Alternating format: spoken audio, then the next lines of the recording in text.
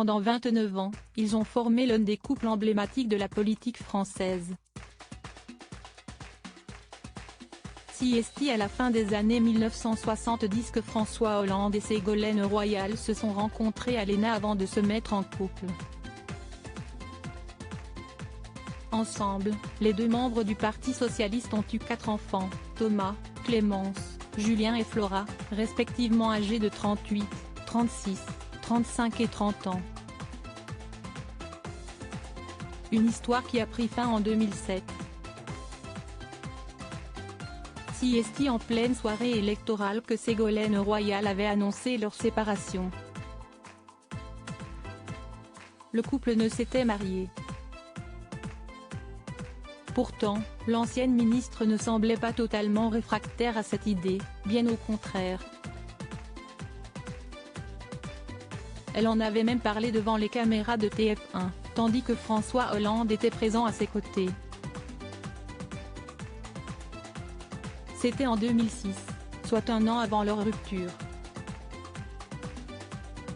Ségolène Royal se préparait alors pour l'élection présidentielle de 2007. Les deux tourtereaux avaient alors accepté d'être suivis par les caméras de l'émission Saga, diffusée sur TF1. L'occasion pour les journalistes de les interroger sur leur situation conjugale. On n'est pas hostile du tout au mariage. Les choses se sont trouvées comme ça, les enfants sont venus, on était ensemble, on est toujours ensemble. On s'est aimé. J'attends que François me demande en mariage, avait expliqué la femme politique, dans un sourire embarrassé, avant d'ajouter, François, veux-tu m'épouser ? François Hollande, embarrassé par la demande en mariage de Ségolène Royal, de quoi provoquer un léger malaise.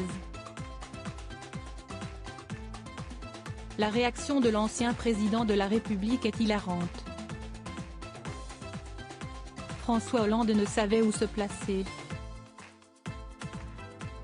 Gêné, il esquissait un sourire, étant dans l'incapacité de répondre quoi que ce soit.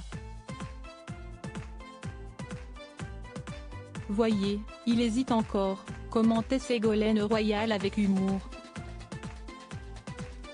Et le principal intéressé de répliquer, non, ce n'est pas ce que je veux dire. Je vous répondrai après l'émission. Finalement, François Hollande n'était pas totalement fermé à l'idée de se marier. Pour preuve, il a passé la bague au doigt de Julie Gaillet ce samedi 4 juin. 8 ans après la révélation de leur idylle, les deux amoureux ont sauté le pas, en toute intimité, dans le fief de François Hollande, Tulle.